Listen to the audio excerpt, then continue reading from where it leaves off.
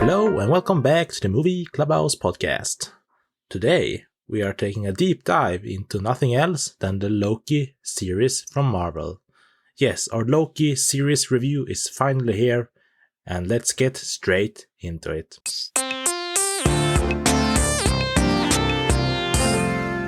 Loki. What an interesting show.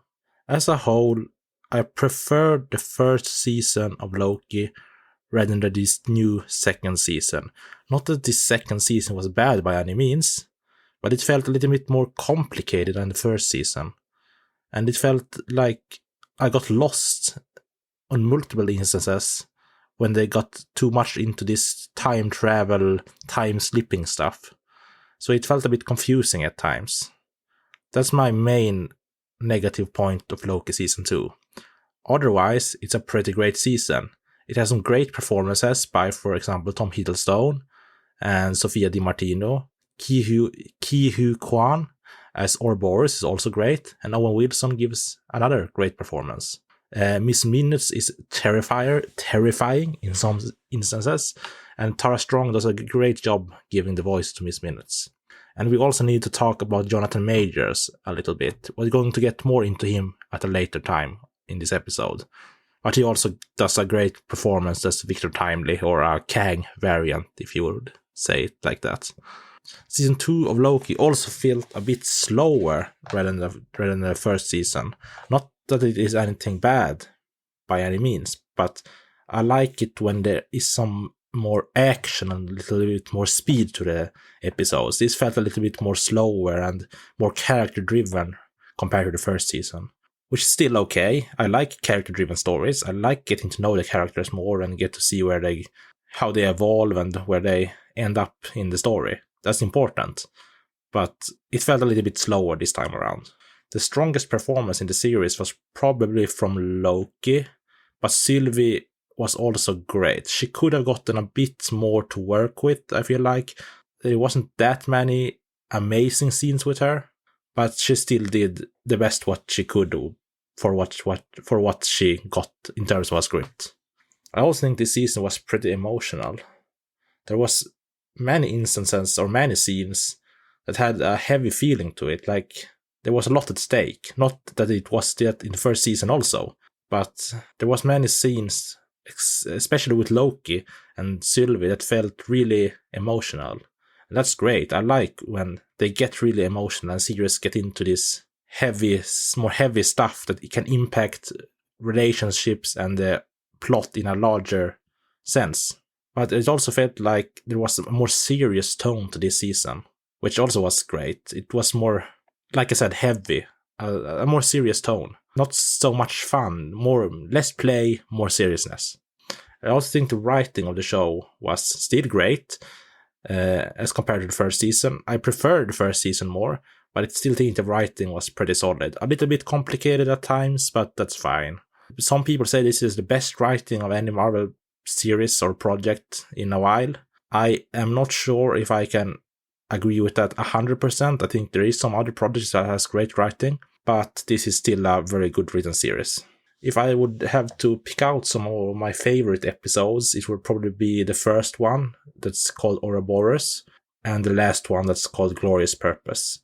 I think those episodes were the most fun ones and less complicated.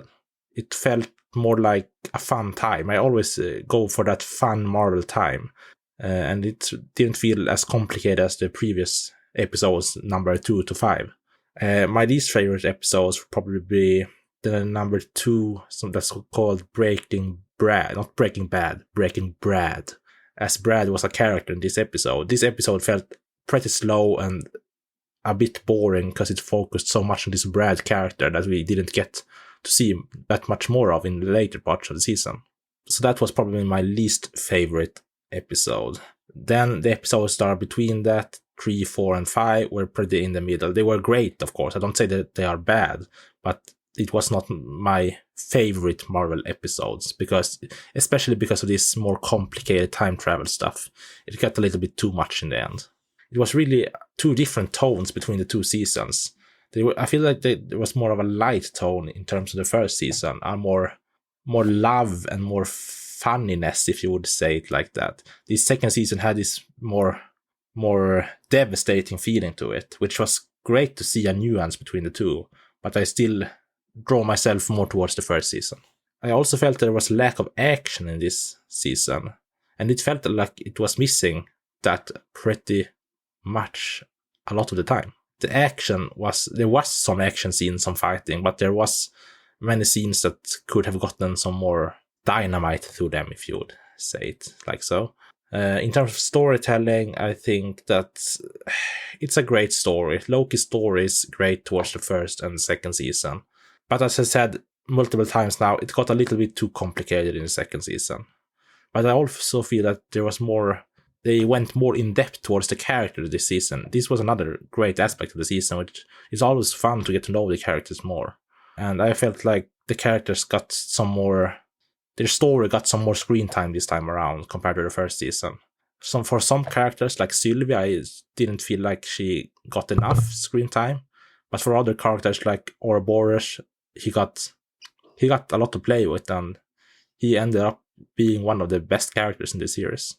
When it comes to the ending of the whole season, I think there was a fitting ending, and the ending have grown on me a bit. At first, I wasn't disappointed, but I felt like there could have been something more at the end.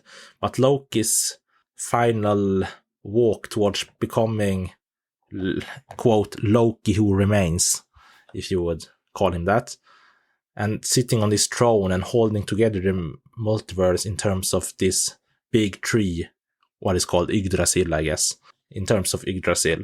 I think the ending was pretty emotional, and it have grown on me after seeing it a couple of times.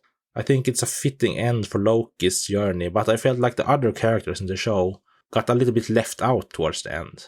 And I also felt like this whole season revolved a little bit too much around this timeline or multiverse. I don't remember what it's called, but multiverse machine that connected the timelines. I felt that it revolved a little bit too much around that. We see it in like the middle of the season and the final episodes. I don't know what it's called now, but I felt like it revolved a little bit too much around that. And there was also, I love after credit scenes. I love Marvel. And there was no after credit scene, which made me a bit sad. But because the ending was pretty fitting, I guess I can forgive them for that. Because some after credit scene, like just maybe a title for like Loki will return, as it usually is with Marvel, that the characters will return, they get a small post-credit scene.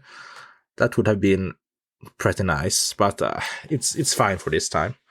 I also think that there is a great set design in this show. The sets are pretty well done in terms of the end of time, or where they visit he who remains in the first season, and now in the second season he may be dead now, but his place, what is called the Citadel at the end of time, I think. It looks pretty interesting, and I think the TVA is also designed very well. They have a really good ambience to it. Another character in the show that is very interesting, as I said earlier, is Miss Minutes. Tara Strong does the voice for Miss Minutes, and I think Miss Minutes is a great addition to the show. She's really terrifying in some instances in this season, and it really gives the show some depth, or her character gets some depth. I think she could, I don't know if I would have wanted her to get more screen time or less screen time, but I think she did a pretty great job in this second season. She was a bit boring maybe in the first season, not boring, but she felt more dynamic in this second season. Also when it comes to Loki and Sylvie, I think the relationship was more, not dynamic, but it was more of a relationship in the first season. They felt more distance this time around. That may be because of the writing and how the story is supposed to play out, but I felt like the relationship was more interesting in the first season. Loki and Sylvie are two interesting characters, and they felt like more in a romance towards the end of the first season, or the middle of the first season, but now they felt more distance. That may be how it should be, but I would have liked the relationship to be a little bit more like the first season. There was also some really sad scenes in this season, this time around, and one that was pretty horrible and not scary, but this was a horrible scene. It was this scene when a lot of TVA prisoners get basically killed. They are enclosed in this big TVA capsule and gets like shrinks down, and then it like squashes them to pieces. We don't get to see exactly the squashing pit, but it's a pretty horrible scene if you think of it. Some of the sad scenes were of course with Loki and Sylvie, and I think they have great chemistry. Loki and Tom Hiddleston, he does a great job with Loki. He has a really dynamic character, or not character, but actor. He's a really dynamic actor. He can do a lot with this character. And Loki's character development, I think, also it's been not perfect, but it's been great. I think from the first season to this season, or from Loki we got to see in the first Avengers film to Loki we have now at the end, holding together the whole multiverse. I think Loki has gone from a simple villain to a really extraordinary character. I think his development's been great. He's really gotten a lot of good writing for him. But we also now, towards the end, need to think about, will there be a season 3 of the Loki series? There is a rumor that the TVA will appear in the Deadpool 3 movie that's coming out next summer. So that may be the continuation. Will we see Loki there? Maybe, maybe not. But there has not been a confirmation for Loki season 3 yet, which feels pretty sad, but also if you look towards the ending of this season, it's a pretty fitting ending for the show. So I don't know if they would ruin it more, or not ruin it more, or if they would ruin it by giving it the third season. I don't know if it's needed. I, of course, want to see Loki return and the continuation of his character. But I don't know if a season 3 of the Loki series would be the best thing to do. But now, towards the end, we of course thank you, Loki, for your sacrifice, keeping together the multiverse, for now at least. I also have some other points I want to talk about. For example, Jonathan Majors and Kang. Kang has now been the villain not the villain, but he's been featured in a couple of Marvel projects, mainly Ant-Man and the Wasp: Quantumania, and now the Loki series. And we don't really know what will happen to Kang. Will they divert from this Kang storyline towards more of Doctor Doom, as I see a lot of rumors about online? But it will be interesting to see if they will divert from this Kang storyline with Jonathan Majors towards more of this Doctor Doom style, or if they will continue with the Kang storyline. Basically, what is going to happen going forward? Because they can, of course, always write themselves out from this Kang storyline and go towards another direction. But I would like to see more of this Kang storyline, because I loved Jonathan Majors' performance in the last couple of projects, and I like Kang as a character. I think he will be and is an interesting villain. So I don't know what I would like to happen. They can, of course, recast Kang if that's necessary, but that would also be weird in a little bit, changing him this far out in his story. But they can always go the Doctor Doom route, of course. Well, it will be interesting to see what happens going further.